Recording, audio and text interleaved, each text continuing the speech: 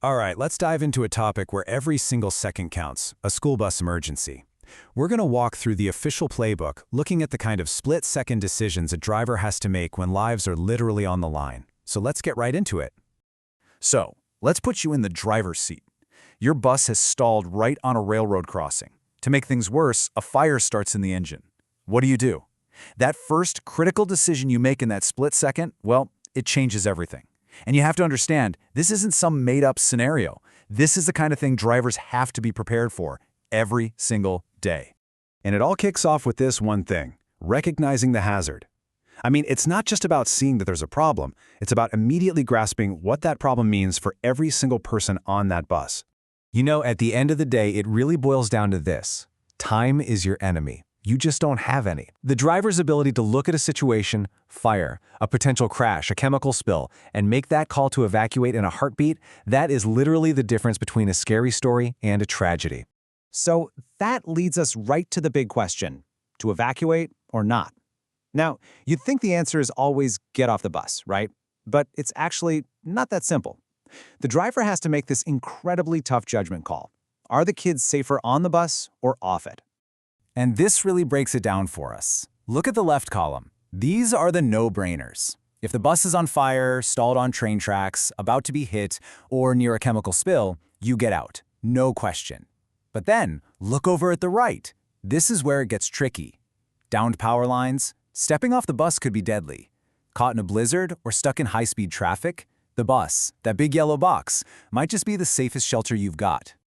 Yeah, this quote really hits it home. Sometimes it may be safer to remain on the bus. Because an emergency isn't a single event, it's a developing situation.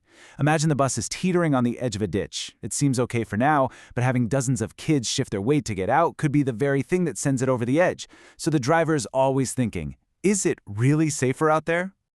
Okay, so let's say the call has been made. It's time to evacuate. Now this is the part where you throw creativity out the window. There's absolutely no room for making it up as you go. You need a clear, practiced, step-by-step plan to keep things from turning into chaos. Let's go through it. First things first, before a single person stands up, the driver has to secure that bus. It's a quick 4-step process. 1, put the transmission in park or neutral so it doesn't roll. 2, hit the hazard lights. Let everyone know there's a problem. 3, if you have a spare second, radio dispatch. And 4, grab the emergency kit. All right, bus is secure. Now it's time to get the kids off. The driver stands up, opens that door, and takes complete control. They give a loud, clear command to evacuate. And the process is super specific for a reason. You start with the front left seat, then the front right.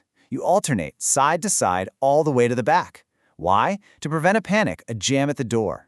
And the last thing the driver does before they get off? They walk the entire length of that bus to make absolutely sure no one, and I mean no one, is left behind. But what if things are really bad, like a fire is spreading fast? In that case, the front door just isn't going to cut it. The plan has to be flexible. This is when you use everything you've got: front door, rear emergency door, side exits, even the roof hatches. The goal is simple: get everyone out now.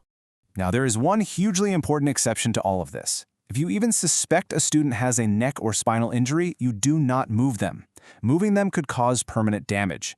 The only, and I mean only, reason you would move them is if their life is in immediate danger, like the bus is actively on fire. Otherwise, you wait for the paramedics. Okay, so everyone's off the bus. Phew. But you're not done. Not even close. Getting them off is just part 1. Part 2 is just as important. You have to get them to a safe place and keep them there. So how far is safe? The bare minimum is 100 feet. Think about a third of a football field. That distance creates a safety bubble away from the bus itself, passing traffic, or a fire. And it's a smart number because even if the bus were to fall over on its side, it couldn't reach them. But if you're dealing with hazardous materials, that number shoots way up. Now we're talking 300 feet, an entire football field away. And here's the most critical detail of all. You have to move upwind. You want the wind at your back, blowing any dangerous fumes away from the kids, not right into their faces. All right, you're in the safe zone. Now there are 2 non-negotiable rules. Rule number 1, nobody goes back to the bus. For any reason, it's off limits. Rule number 2, nobody crosses the street. You keep the group together in one spot, away from any traffic until help gets there. You know, all of this sounds great in theory, but these procedures are only useful if they're basically muscle memory. A successful evacuation doesn't just happen when the emergency starts. No, it starts way, way before that, with practice, practice, and more practice. And here's a really smart part of the plan. The driver isn't expected to do it all alone. They build a little team. They pick out responsible, older students to be their assistants. These kids are trained on how to work the emergency exits, how to help guide the little kids, and basically be another set of helpful hands when chaos is breaking out. So really, the big takeaway here is that you have to build your emergency plan before you ever need it. It's all about preparation. That means running evacuation drills over and over. It means knowing how to open every single exit on that bus blindfolded. It means working with the school on the plan, having all your contacts handy, and getting those student assistants trained up. That right there, that's the whole playbook. And that really brings us to the final, most important question of all. Look, a plan that just sits in a binder is pretty much useless, isn't it? It's the practice, the drills that turn words on a page into a life-saving instinct. So the question isn't just, is there a plan? The real question is that plan ready to stand up to a real-world test?